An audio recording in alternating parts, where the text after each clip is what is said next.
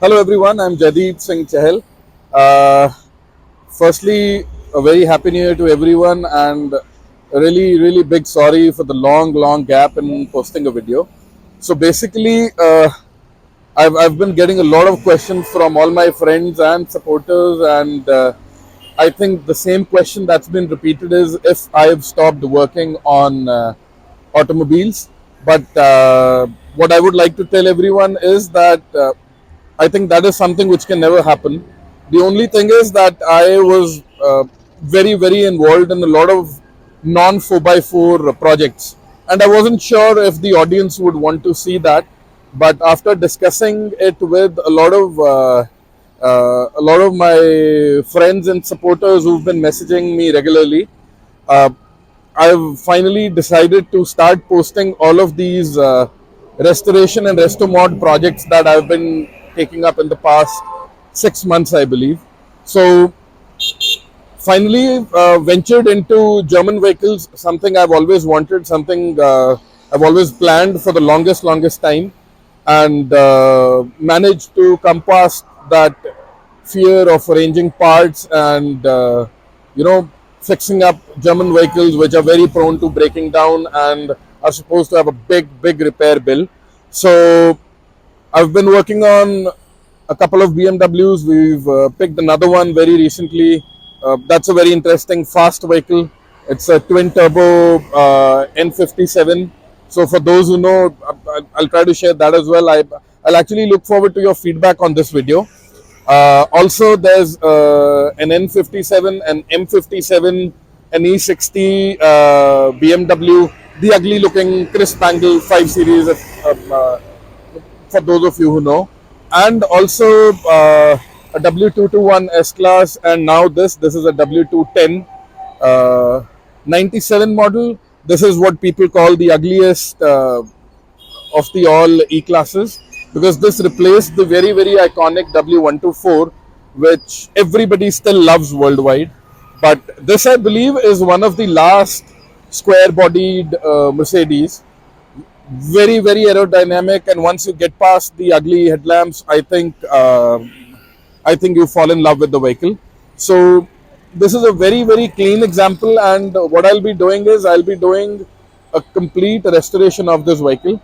It has a very interesting spec. I'll brief you through the entire thing, but I'll really look forward to your feedback if you want me to share these kind of projects. And also, we did a ground up restoration of uh, a Yamaha MT-01. That was my own motorcycle.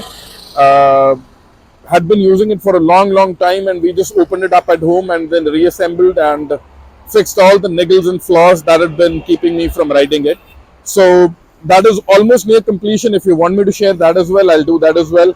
Then we'll be opening up another motorcycle, that is my Yamaha XVS. That also will be undergoing a similar restoration. If you want me to cover stuff like this, I'd be more than happy, because this ball never stops rolling. But I thought I would only focus on 4x4 projects for this channel. But if you would want, then of course I would love to share this as well. So now coming to this vehicle, this is a locally registered 97 model. 96, 97 is when these came in. I think in India these were sold there in 97 itself. So it came in three trims. This came as the classic, the elegance, and the avant-garde. This is the classic, or also the LXI or the base version. So 15-inch wheels and very few features. No chrome strips, no chrome trims, as you can see. Very bare basic. But once we go to the interior, I'll show you. I'll show you why I actually wanted this vehicle. Uh, I'll actually tell that in the beginning itself, because that forms a lot of correlation. This is a manual, and it has the iconic OM605. So this is the non-turbo diesel. This is a naturally aspirated inline 5 2.5 diesel engine. It's a very slow vehicle, but this engine is built like a tank. So you will see these in East Europe doing service as a taxi. A few 100,000 miles, they run like brand new. So with the right maintenance, this engine will probably outlast, the owner and his kids as well. So a lot of plans for this vehicle. It's a genuine 93,000 kilometers done. By international standards, around 50,000 miles, which is hardly anything for these motors. So we'll come around the front. So the idea is that we will be doing a complete restoration. So this came with these Hella headlamps. There's a lot of moisture in these. First attempt is going to be opening these up, cleaning and fitting better tubes, better lamps. If that doesn't work, we'll go in for a fresh set of headlamps. The body line of the vehicle is pretty clean, hasn't been in any major accident. The main issue that is there in this generation of vehicles is that Mercedes was actually experimenting with these water-based paints. If you can come around the back, I'll quickly show you. So due to the water-based paint, the life of the paint wasn't much. So in areas where salt and snow is common, these were really prone to rusting. If you look and if you read about the W210s, the first negative highlight is going to be that these are rust buckets. But being in Punjab, I'm lucky there's no snow and there's no salt on the roads. So I'll quickly show you an example. If you can come a little close, like this puffy patch right here, cars in areas with snow have an underbody and the entire paint just puffs up and starts to rust from within. Similarly, this area, this was never dented or damaged, but what happened due to exposure to excessive sun, the clear coat used to burn off and it used to reveal the paint, which would then eventually deteriorate. And this has been a very shabby effort at fixing it up with low quality Bondo and then painting it over. So all of this is going to be taken off and it'll be getting a fresh coat of paint only after all the mechanicals are completely done. So the idea of this video is that this is going to be the first in the series. If all of you want me to cover the restoration for all of you, I'll try that, if there is enough feedback and if there's enough, demand for, another video or a complete restoration series, then I would be happy to do it, because this is getting restored any which ways. So coming around to the interior, I'll quickly show you one of the best features of this vehicle is it's got probably one of the first digital keys. Very simple looking key, but if you can focus on the lock, I hope it closes, it doesn't embarrass me. So yeah, there you go. You can see it going in and out. This was the epitome of technology for Mercedes at these time. Locks, if you can come this side, this is a pneumatic operation and these locks were silent. You couldn't hear them opening or closing. Similar locks were found in the W140, the S-Class, the elder sibling of the 124 E-Class. So very, very, fine operation, and you can see the linings and the leather bits are completely intact. That is something I really liked about this vehicle. And I also loved the combination of the black on black with the wood. So this vehicle is from a time when Mercedes actually used to have actual cowhide and no leatherite, usage in the vehicle. And this is not a dip or a print. This is actual wood which has been polished and has a beautiful coat of lacquer. So if you can come around the inside, I'll show you what makes you fall in love with this vehicle. First thing that you notice is that this has the iconic W124 steering wheel, and also the instrument cluster will remind you of the W124. And this is the manual, of course, 5-speed manual gear shift, and very, very beautiful plain wood with a neat coat of lacquer. The lacquer is of course going bad. You can see it's peeling off in places. So the plan for this one is the entire wood trim is going to come off, and we'll be experimenting with sandblasting on wood, which abroad a lot of people are doing. So sandblasting wood and then a fresh coat of PU lacquer. So that should work. All of this trim is actually gone bad. You've seen time has shown its effect on the vehicle, but still the metal bits and the leather bits are very, very clean. It's a vehicle that makes you drive it more and more. The seats have those spring feels in them, and the ride is very very comfortable. Interior is a black on black, and it really suits the wood trim. So I don't really see any reason not to restore this vehicle. Once you're, what they say about the W210 is, the best part about a 210 is that you don't have to see the vehicle from outside when you're driving it. So once you're inside, it's a very cozy and a very beautiful environment. You don't have to see those ugly frog-like headlamps, but they do grow onto you.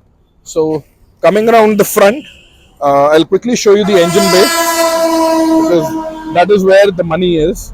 So this has the iconic pull-out lever, and I'll show you another interesting feature for the Mercedes. This little notch lever on the side helps you take the bonnet into the service position, so it won't fall and you get good access to the entire area. This is the beautiful OM605 straight 5 inline 5 non-turbocharged, naturally aspirated 2.5 liter diesel engine. Very very very solidly built.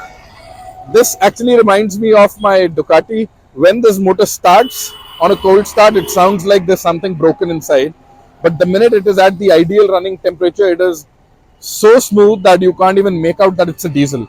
So no wonder there's a lot of fans for this motor in the entire East European area, and I believe all across the world. These engines on the stock internals with of course an added turbo and an addition on the modification with bigger delivery capacity on the diesel pump. These can make somewhere close to 380 to 400 horsepower on the stock internals, which is a very very big deal for an engine of its age. And of course, this is the younger sibling or the ignored sibling of the OM606, the very iconic straight 6 Mercedes diesel engine, which again is, I believe, the most favorite swap right next to the M57 from BMW. And this is actually a more mechanical motor, the OM606 and the 605. For those who want to explore the performance side a little more, you can go to Diesel Pump UK. That will give you a fair estimate of how powerful these engines are and what sort of capacity they hold. So the headlamps have a fair bit of moisture. We'll be opening them up. These are genuine Hella units. So we'll open them up, clean them.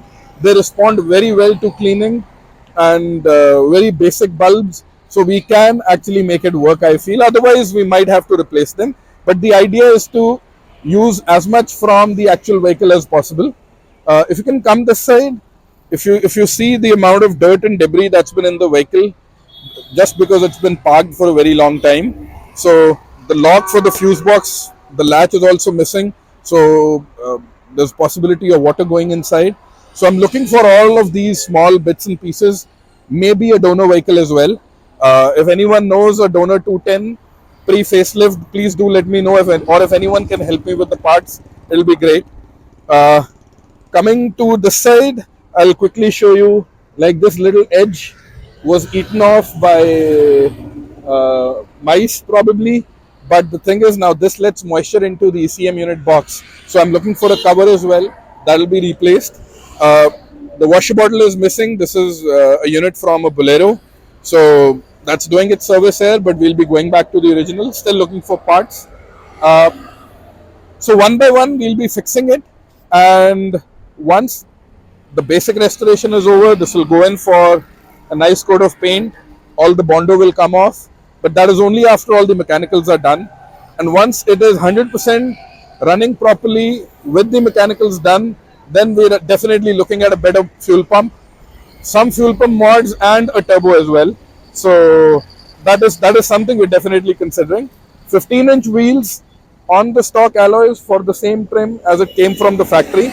So the whole reason I really like this vehicle is that it is very close to original.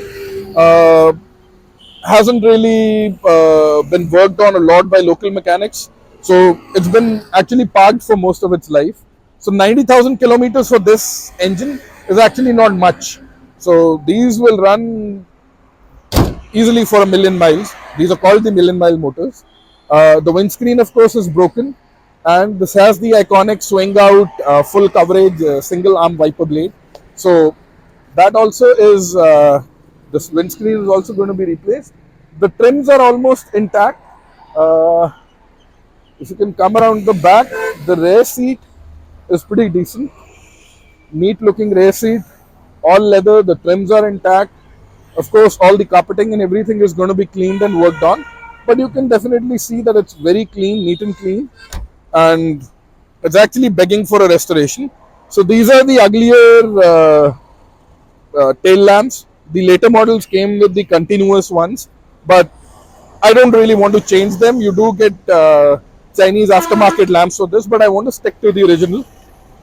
Coming around the back, the main thing, yeah, this needs a wooden base. So we'll be making a nice wooden base for this. But the spare is there with the steel wheel. And this is what I really wanted. It has the jack, the original jack. It's got a very funny looking jack. I'll show you the jacking points. And if I'm not wrong, this is the only vehicle with these jacking points. Uh, so these little buttons, notches that you see, the jack has a pin that goes into this and the plate goes on the floor and you can lift the vehicle.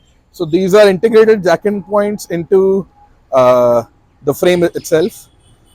Now the idea is to clean this vehicle. It'll get a deep cleaning inside out. No paint work as of now, and it'll be ready to be driven so that it's a nice, clean, rough on the outside vehicle. Once all the mechanicals are done, that is why we've come here to this local detailing studio. They'll be doing a thorough cleaning, keeping in mind not to get water on the electricals, of course. But once the cleaning is done, I feel only then you can actually work on a vehicle. That is definitely inspired by the Goon Squad brothers. So once we're able to clean the vehicle, only then we'll start working on it. So this is the stage one. I will really be looking forward to your feedback. If you want me to share the non 4x4 projects, uh, I would love to share, because we do go into a lot of detail, and that is where you get all the happiness, because as they say, the devil is in the detail. So if you want me to share non 4x4 projects or two-wheeler projects, please do share your feedback. I will really be looking forward to it. And then I believe this year I do have a lot to share with you guys. We've acquired a lot of interesting vehicles. And of course, there are 4x4 builds going on as well. But this is just a change of taste, and I believe going back to the two-wheelers again is something I'm really enjoying. So please do let me know. I'll be really looking forward to your comments and feedbacks, and I hope I'm able to share the entire restoration process with my family. Thanks a lot. Thank you.